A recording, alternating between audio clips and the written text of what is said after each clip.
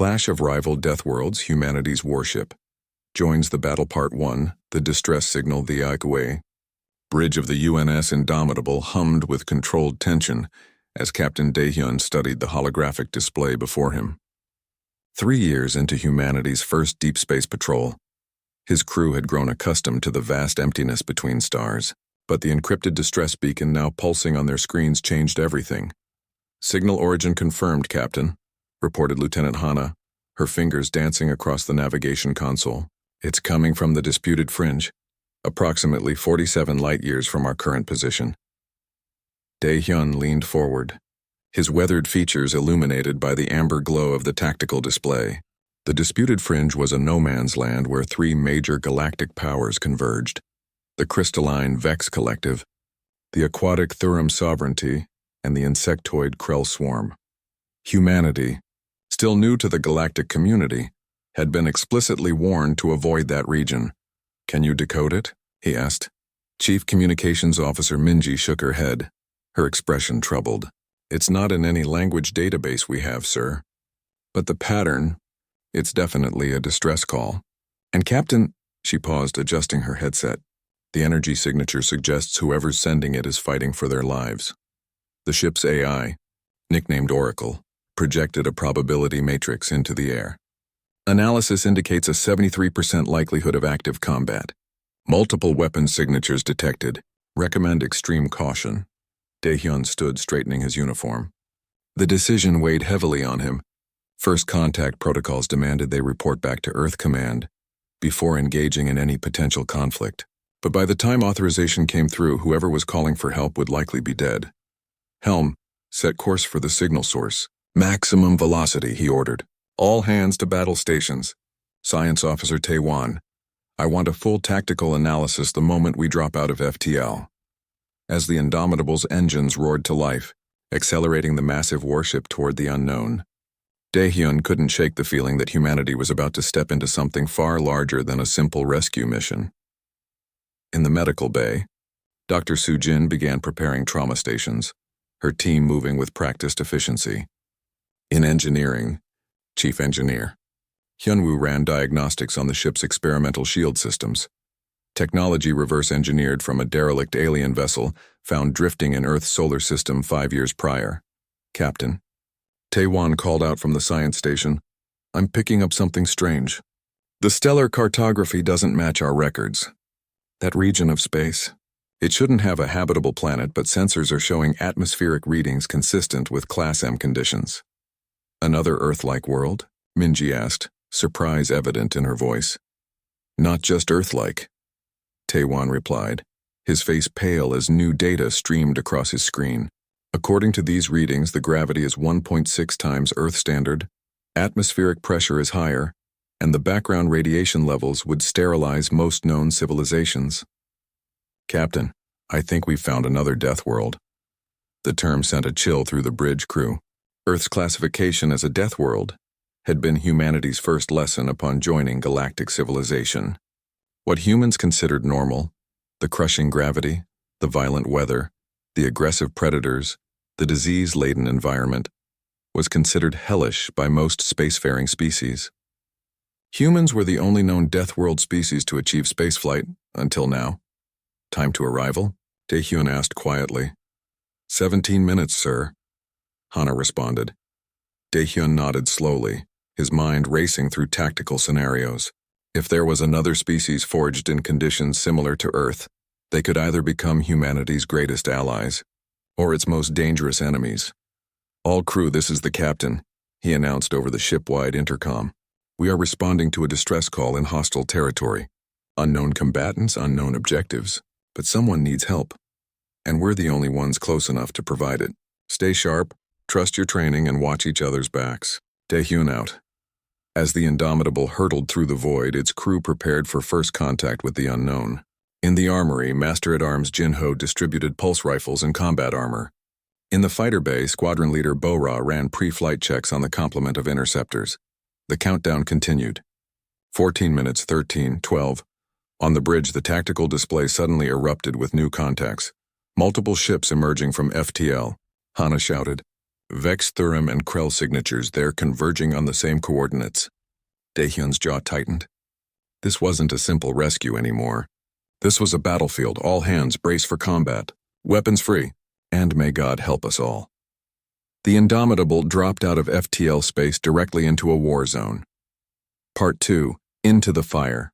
The view screen exploded with chaos as the Indomitable emerged from its faster-than-light jump. The void of space had transformed into a maelstrom of weapons fire, debris, and dying ships. Evasive maneuvers. Daehyun barked as a salvo of plasma bolts streaked past the bridge, close enough that the shields flared brilliant blue. Hana's hands flew across her controls, the massive warship banking hard to starboard. Despite its size, nearly 2 kilometers from bow to stern, the Indomitable moved with surprising grace, a testament to humanity's desperate innovation in military engineering. Tactical analysis on screen, Taewon reported, his voice steady despite the violent shaking. I'm reading 7 Vex cruisers, 5 Thurim battleships, and what looks like a Krell swarm fleet, at least 30 smaller vessels. They're all focused on a single target at the center of the engagement. The main display zoomed in and collective gasps echoed across the bridge.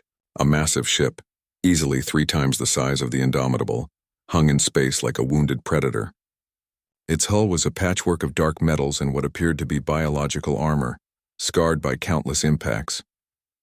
The vessel's design was unlike anything in the Galactic database, angular and brutal, with weapon emplacements that seemed grown rather than built.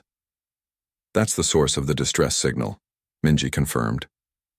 And Captain, I'm picking up the same readings Taewon found earlier. That ship's crew, they're from a Deathworld. As if to punctuate her words, the alien vessel unleashed a devastating broadside. Kinetic rounds, actual physical projectiles moving at relativistic speeds, tore through a Vex cruiser's crystalline shields like they were paper. The enemy ship shattered into 1,000 glittering fragments. Did they just use ballistic weapons? Jinho asked from the weapons station, disbelief coloring his voice. Against energy shields?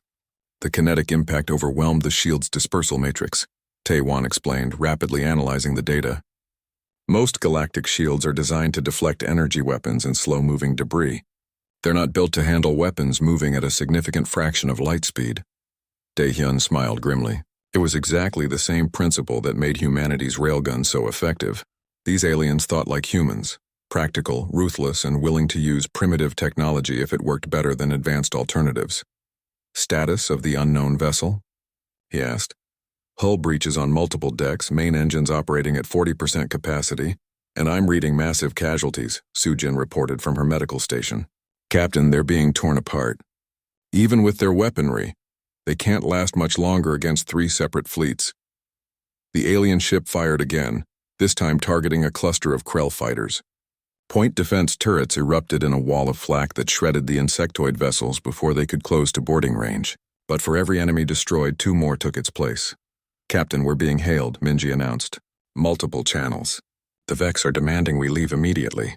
The Thurim are threatening to fire on us if we interfere. And the Krell, well, their translation is unclear, but I think they're trying to add us to their menu. Ignore them, Daehyun ordered. He studied the battlefield with a tactician's eye, calculating angles, weapons ranges, and firing solutions. Helm, bring us about. Put us between the unknown vessel and the Thurim fleet. Weapons, prepare full broadside, railguns, missiles, and pulse cannons, and sir. Hana turned in her seat, uncertainty flickering across her face. We're starting an interstellar incident. We already did that the moment we arrived, Daehyun replied. Officer Hana, those people sent a distress call. Someone out there is fighting and dying, asking for help. I didn't come all this way to watch them burn. He touched the communications panel. Minji, open a channel to the unknown vessel. All frequencies. Channel open, sir. Daehyun took a breath. Unknown vessel. This is Captain Daehyun of the United Nations ship Indomitable, representing the people of Earth. We received your distress call. If you can understand this message, know that you are not alone. We're here to help. For a moment, static filled the channel.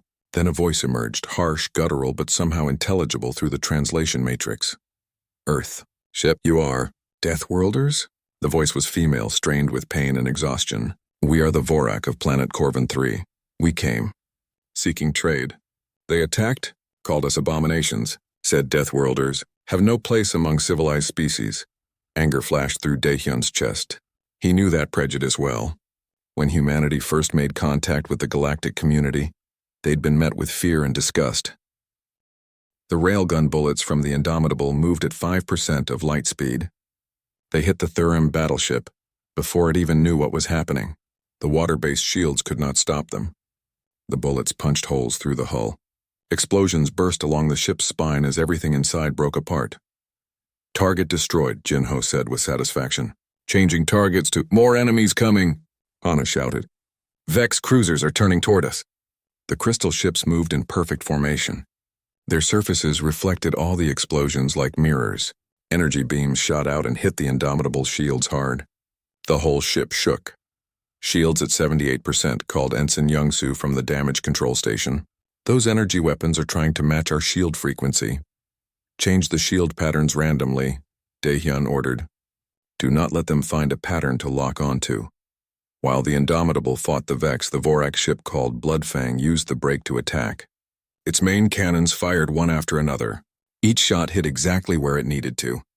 A group of Krell ships trying to attack from the side suddenly found themselves in the Bloodfang's sights. The Deathworld ship's small defense guns created a ball of deadly fire that destroyed dozens of the bug fighters in seconds. "Captain, I'm getting data from the Bloodfang," Minji announced. "They are sharing information about the enemies. Shield frequencies, weapon types, battle formations. Their sensors are even better than ours." "Send it to tactical," Daehyun ordered. "Let us use every advantage we can get." Taewon's fingers flew across his controls as the new information filled the Indomitable's computers. "Captain, this is amazing. According to the Vorak data, Thurim shields are weak against heat weapons at certain wavelengths. Changing our pulse cannons to..."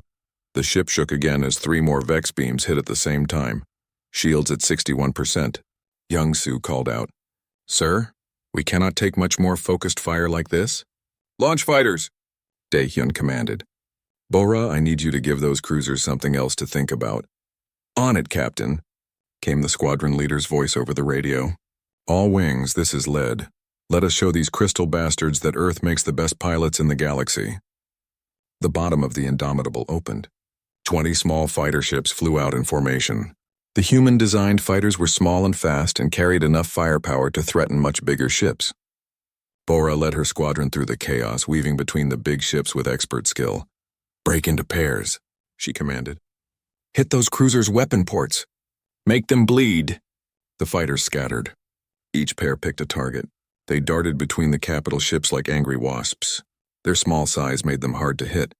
Missiles launched from their wings and found gaps in the Vex ship's crystal armor. The explosions were satisfying. On the bridge, Daehyun watched the tactical display with approval. The combined attack from 2 Deathworld species was forcing the attackers to back off. The Thurim fleet was pulling away. Their formations were breaking as ships moved to safer distances. The Krell swarm was more aggressive and kept attacking, but their numbers were dropping fast under the heavy fire. "Captain, transmission from the Bloodfang," Minji reported. "Captain Rena wants to coordinate our attacks." "Put her through." The view screen split in half. On one side was Daehyun's bridge. On the other was the Bloodfang's bridge, darker and lit by red emergency lights. Captain Rena stood tall even in the chaos behind her. She was almost 7 feet tall with thick-scaled skin marked by old battle scars. Her eyes were amber with slit pupils like a predator, but they showed intelligence and determination. "Captain Daehyun," she said, her voice rough but respectful. "Your timing was perfect. My ship is damaged, but our weapons still work. I suggest a coordinated strike. Bloodfang targets the Krell command ship, while your Indomitable focuses on the remaining Vex cruisers. Break their leaders and scatter their formations." Daehyun nodded. "Agreed. On your mark, Captain." Rena showed her teeth in what might have been a smile. "You fight well, human. Perhaps the galaxy was right to fear Deathworlders, but they feared us for the wrong reasons. We do not prey on the weak. We protect them." She raised a clawed hand and brought it down sharply. "Mark." Both ships moved together perfectly. 2 species who understood combat instinctively worked as one. The Bloodfang, despite its damage, surged forward on backup power. Its main cannon started charging with a building whine that every sensor could detect. The Indomitable turned hard and brought all its guns to bear on the Vex formation. "All weapons, fire," Daehyun commanded. The Indomitable unleashed everything. Railguns, pulse cannons, and missile batteries fired at the same time. They created a wall of destruction that swept toward the crystal ships. At the exact same moment, the Bloodfang's main guns fired. This time not bullets, but beams of plasma so hot they looked white-blue. The Krell command ship was huge. It looked more like a living hive than a vessel. It found itself caught in the Bloodfang's crosshairs. The plasma beams hit its chitinous armor and burned through. They melted both organic and metal parts. The ship's air inside caught fire. The explosion sent pieces spinning in all directions. The Vex cruisers did no better. They could not change their shields fast enough to counter all the different weapons the Indomitable was using. They shattered under the attack. Crystal structures that looked beautiful from far away showed how fragile they were. They broke apart into clouds of glittering pieces. Enemy forces retreating, Hana announced. She could barely contain her excitement. All hostile ships are pulling back. The bridge crew cheered. They quickly became quiet again as discipline returned.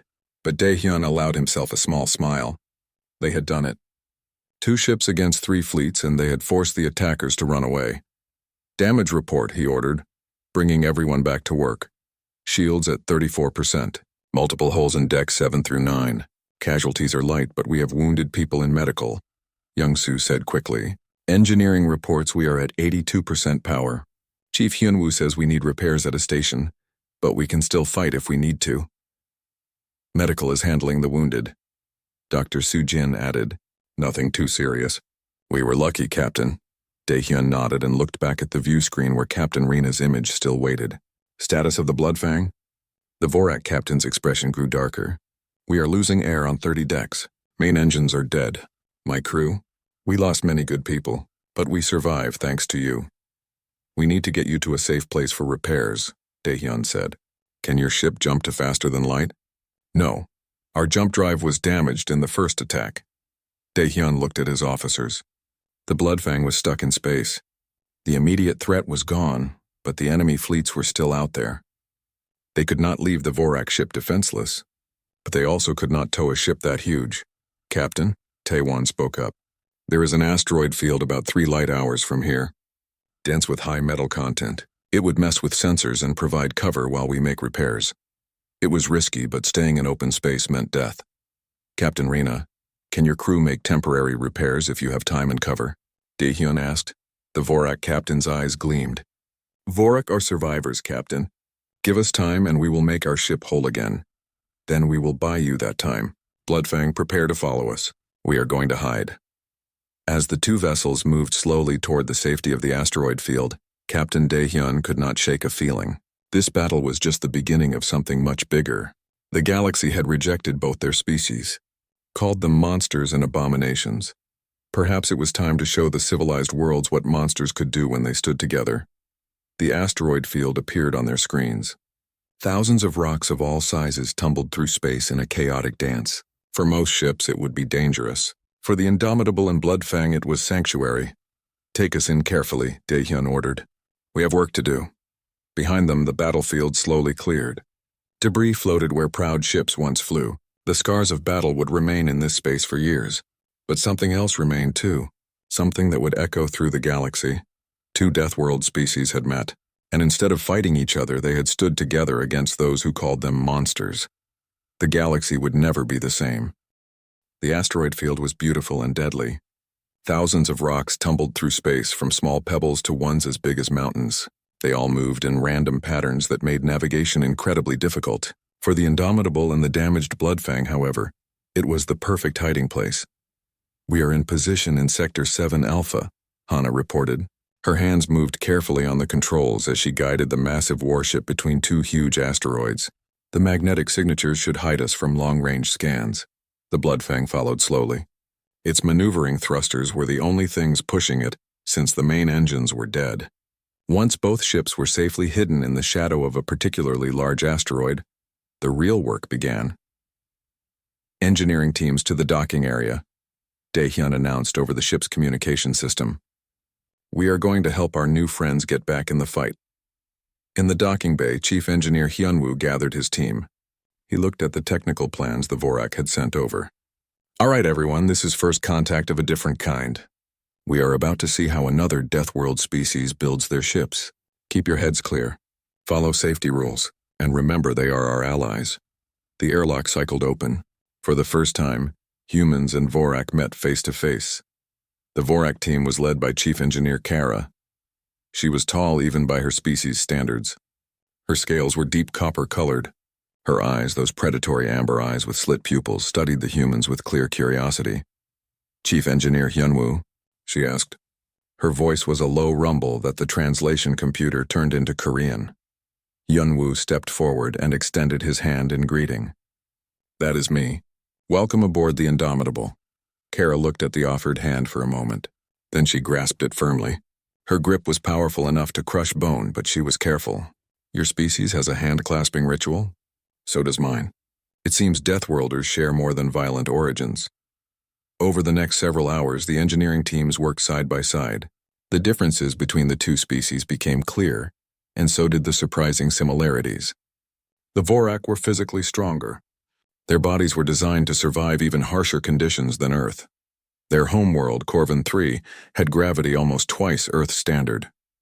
The atmosphere was so dense with trace toxins that most galactic species would die within minutes of breathing it. But where humans were good at adapting and inventing new things, the Vorak showed incredible endurance and toughness. Injuries that would put a human in the hospital for weeks were shrugged off by Vorak warriors within days. Their technology reflected their nature. It was brutally efficient, overbuilt, and designed to function even under terrible damage. "Your shield generators use a rotating harmonic matrix," Hyunwoo observed. He was studying the Bloodfang's power systems. "That is brilliant.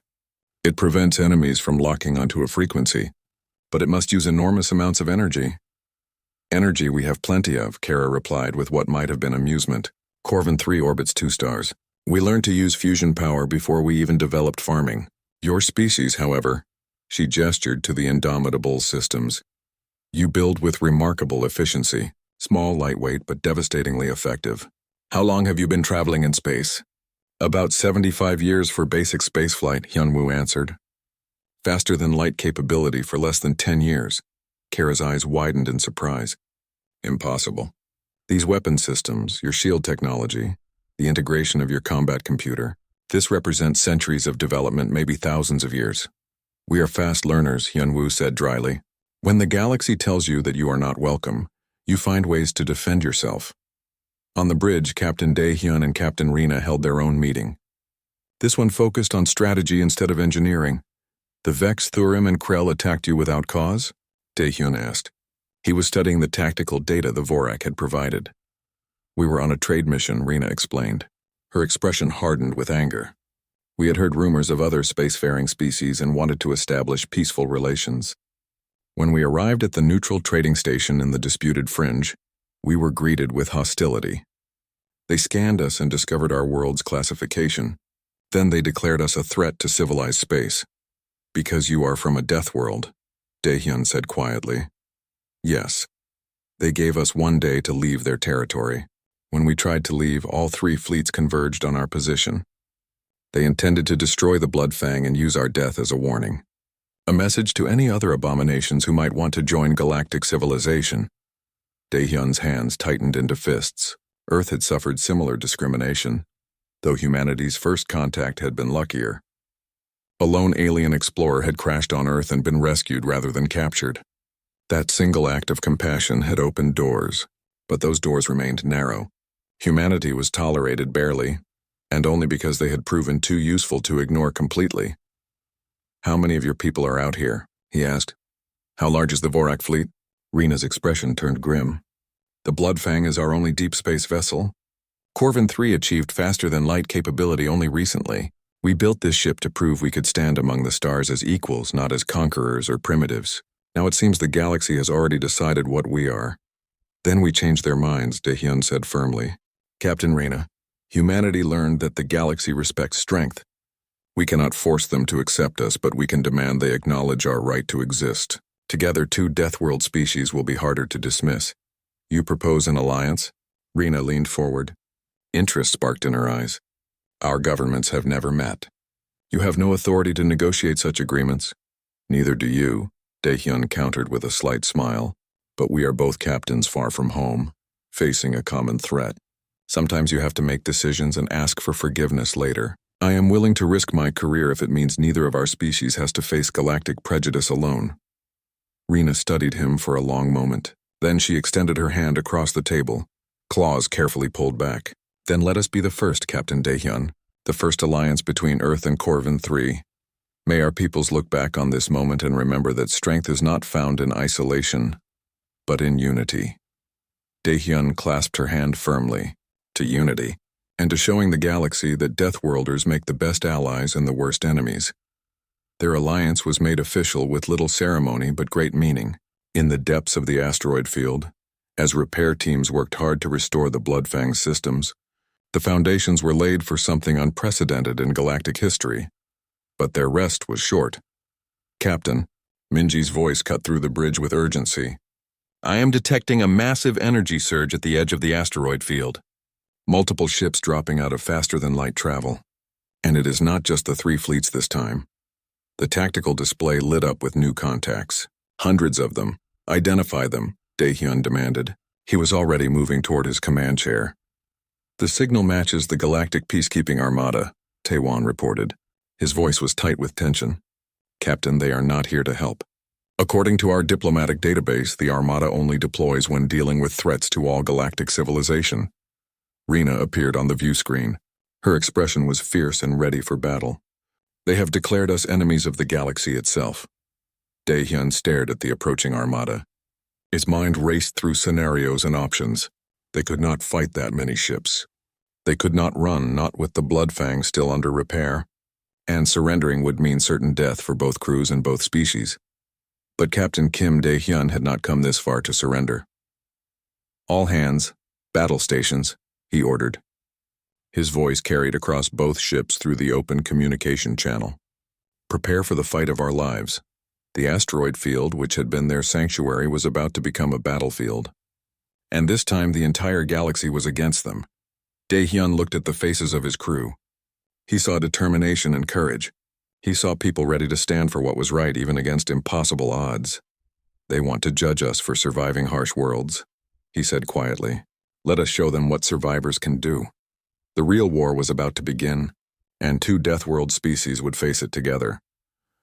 The Galactic Peacekeeping Armada spread across the asteroid field like a net closing around trapped animals. Their formation was perfect. Every ship was positioned exactly right. Their weapons overlapped to cover every possible escape route. They had enough firepower to turn a small moon into dust. At the center of the fleet, a massive dreadnought called the Executor of Order held position. Its weapons were aimed directly at the asteroid where the Indomitable and Bloodfang were hiding. They are sending us a message, Minji reported, audio and visual. It looks very formal and official. Put it on screen, Daehyun ordered. The view screen activated. It showed a creature unlike any the human crew had seen before. The arbitrator, as he called himself, was a member of a species called the Tal Shara. He was tall with translucent skin that shimmered with soft light. His expression, if you could call it that, showed serene certainty.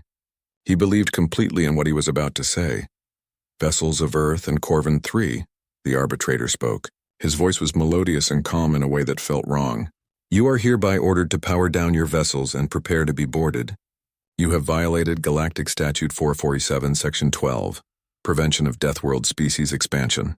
By entering civilized space and engaging in hostile actions, you have proven the danger your kinds represent. Daehyun stood up. His jaw was set firm. We responded to a distress call and defended a vessel under attack. The only hostile actions were taken against us.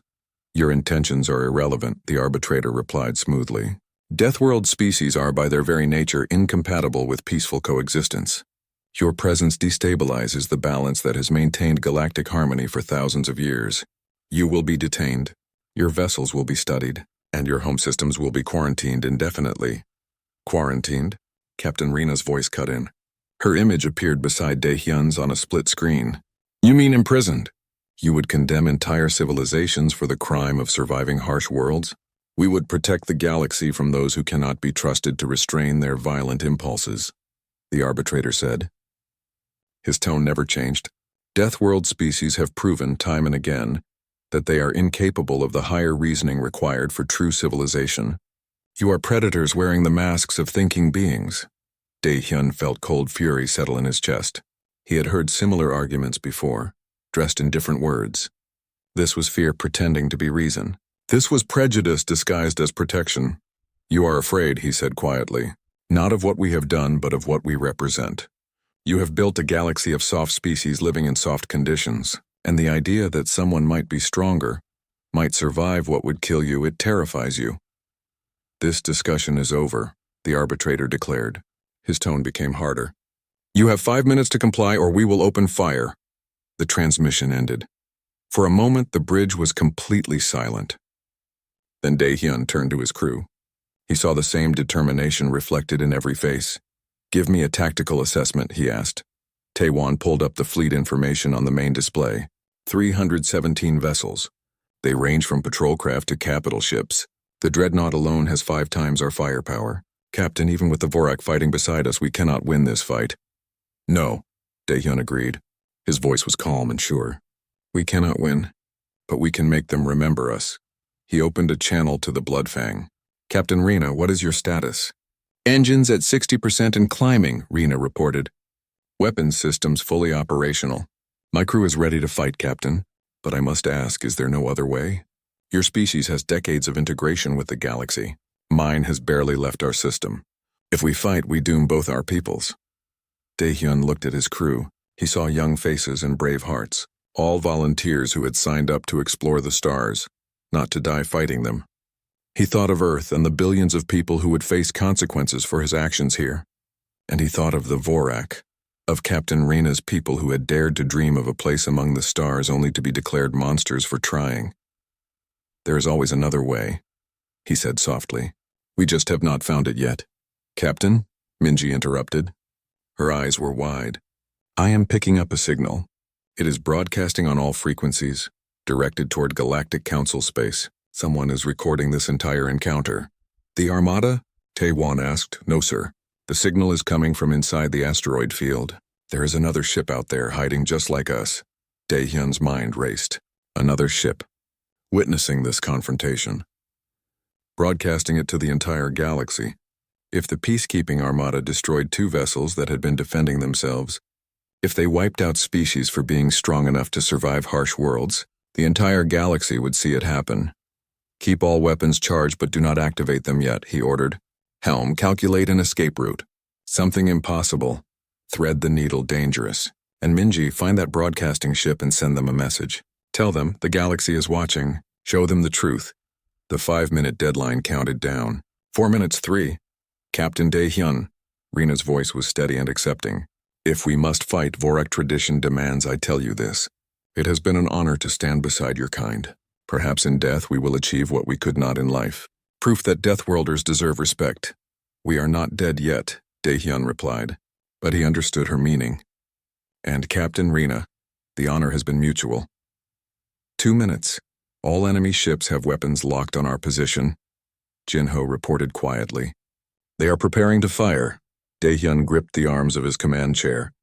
His mind worked through scenarios at incredible speed. There had to be a way. There had to be something they could do. "Captain," Hana nearly jumped from her seat. "New contacts. Multiple faster-than-light signatures coming in from Galactic East." The tactical display exploded with new icons. Dozens of them. Then hundreds. Ships of all sizes and types were dropping out of faster-than-light travel in a coordinated mass that should have been impossible to organize. "Identify them," Dae-hyun ordered. "They are independent vessels," Taewon said. Disbelief colored his voice. "Merchant ships, privateers, exploration vessels, research platforms. And Captain, I am reading human signatures, Vorak signatures. There are more of both our species out here." The communication channels erupted with voices speaking over each other. "This is the Earth merchant vessel Horizon's Dream. We stand with the Indomitable. Vorak scout ship Hunter's Moon reporting. We stand with the Bloodfang. Independent colony transport New Dawn. Humanity stands together." One after another, ships declared themselves. Not warships, but civilians, traders and explorers, researchers and pioneers. Every human vessel that had been operating in this region of space. Every Vorak ship that had been nearby, all converging on this single point in space. And they were not alone. "Captain, I'm reading ships from over 30 different species," Minji reported. Her voice shook with emotion. "They are broadcasting in support of us. They are saying the peacekeeping armada has no legal authority to quarantine entire species without trial." The arbitrator's serene face reappeared on the view screen. But now his expression showed cracks. Confusion flickered across his features, then anger. "This is an internal matter," he declared sharply. "All vessels are ordered to disperse immediately or be classified as what, arbitrator?" A new voice cut through the channel. This voice was heavy with authority and age. An elderly figure appeared on screen. He was a member of a species called Talvek, one of the oldest spacefaring civilizations in the galaxy. "Will you declare war on half the independent ships in the galaxy? Will you fire on civilian vessels for witnessing injustice?" the old Talvek continued. His voice carried the weight of centuries of wisdom. "I am Elder Counselor Mortek, and I have reviewed the full recording of this incident." The vessels you seek to punish responded to a distress call. They defended themselves against unprovoked attack. They sought only to survive. "If this is the behavior you deem worthy of extinction, then perhaps it is the peacekeeping armada that requires examination." The arbitrator's light flickered like a candle in wind. "The law is clear. The law is unjust." Another voice joined in. This was a merchant captain. Then another voice and another, until the communication channels flooded with dissenting voices. Species who had their own encounters with Deathworlders, traders who found humans to be honest partners, scientists who had worked with the Vorak on research, ordinary beings who had seen past the fear to recognize kindred spirits seeking nothing more than a place among the stars. On the Indomitable's bridge, the crew watched in stunned silence. History was shifting before their eyes. The peacekeeping armada's perfect formation began to falter. Ships held position but no longer advanced. The dreadnought's weapons powered down. "They are withdrawing," Hana whispered in disbelief. "The armada is actually withdrawing." It was not quite a retreat. But the arbitrator's final transmission carried the tone of someone who knew he had lost more than just a battle. He had lost the story. "This matter will be taken before the Galactic Council," he declared stiffly. His earlier serenity was completely gone. "But know this, Deathworlders. The galaxy is watching you now. Any transgression, any violence, and we will return to finish what was begun here today." Over the following days, the asteroid field became a gathering place instead of a battlefield. The Bloodfang completed its repairs with help from dozens of volunteer ships. Engineers from multiple species worked side by side. They shared techniques and technology. They learned from each other. The mood was hopeful, almost festive. The recording of the confrontation had spread across galactic networks like wildfire. Every corner of civilized space had seen it. Public opinion, always a powerful force in galactic politics, had turned sharply against the peacekeeping armada's heavy-handed approach. Debates raged in the Galactic Council chambers on distant worlds. Should Deathworld species be allowed full participation in galactic civilization? Were the current quarantine laws based on real safety concerns or just prejudice? And most importantly, what did it say about the galaxy that ordinary citizens had to stand against their own peacekeepers to prevent injustice? The questions would take years to answer fully, but the conversation had finally begun. Captain Dae-hyun stood in the observation deck of the Indomitable. He watched through the large windows as repair crews moved between ships. Human engineers worked alongside Vorak technicians. Other species he barely recognized helped carry supplies and materials. It was beautiful in its way. "Unity born from necessity, Captain," a voice said behind him. He turned to see Lieutenant Hana entering the observation deck. "The Bloodfang reports all major repairs are complete. Captain Rena says they are ready to depart within the hour." Dae-hyun nodded slowly. He had known this moment was coming. The alliance had been forged in fire, tested by impossible odds, and had somehow survived. But now both ships had to return home. They had to face the consequences of their actions. "Tell Captain Rena I will meet her in the main docking bay in 30 minutes, he said. Hana saluted and left. Dae-hyun stayed a moment longer, looking at the stars beyond the asteroids. Earth was out there, dozens of light years away. What would they say when the Indomitable returned? He had started an interstellar incident. He had formed an alliance without authorization. He had risked war with multiple alien powers, but he had also saved lives. He had stood up for what was right, and he had proven that Deathworlders could be more than the galaxy's fear made them.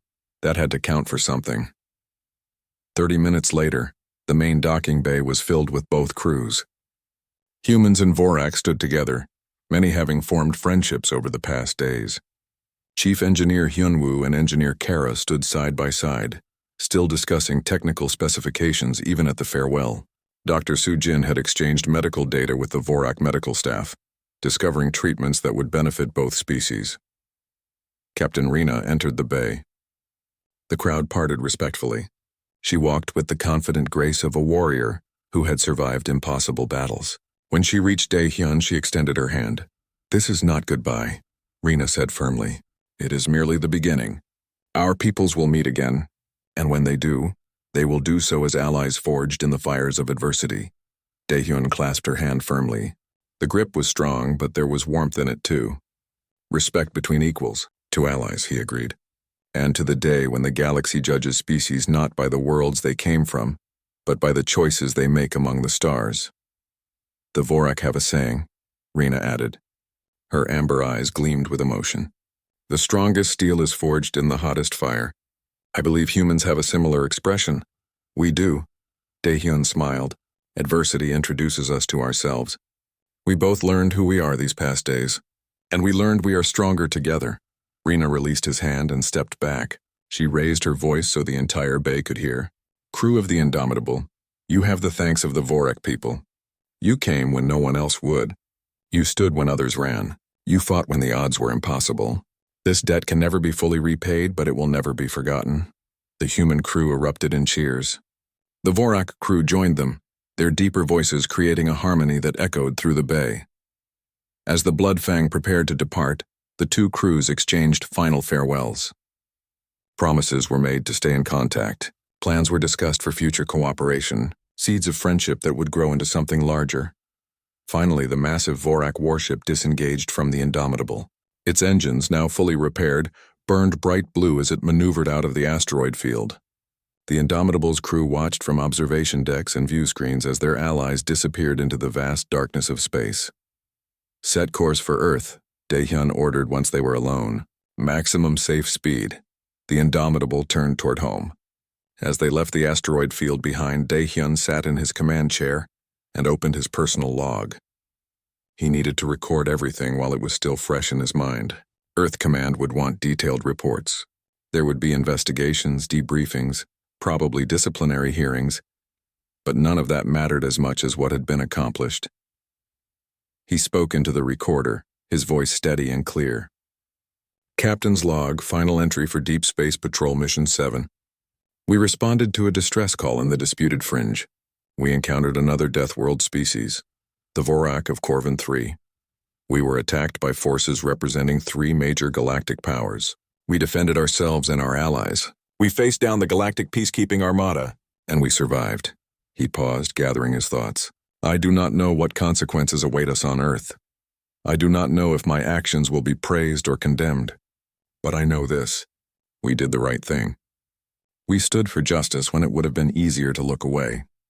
We extended our hand in friendship when fear would have made us enemies, and we proved that Deathworld species deserve their place among the stars." Another pause. This one longer.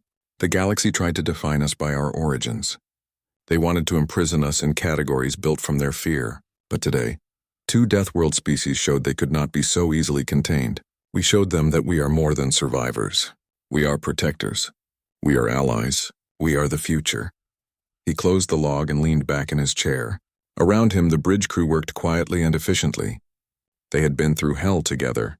They had faced death and emerged stronger. Whatever came next, they would face it as they had faced everything else.